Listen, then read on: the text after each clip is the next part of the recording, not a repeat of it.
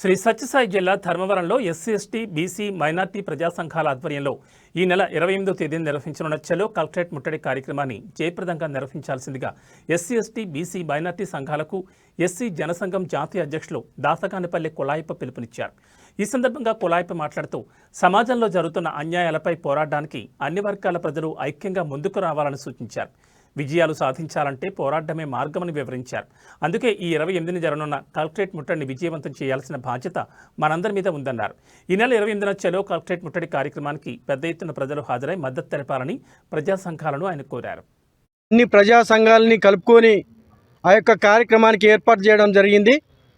ఆ యొక్క కార్యక్రమానికి ప్రజా సంఘాలు, కుల సంఘాలు, మేధావులు, కొన్ని ప్రతిపక్ష పార్టీలు కూడా ఈరోజు మద్దతు ఇవ్వడం మాకు చాలా ఆనందంగా, చాలా గర్వంగా ఉంది.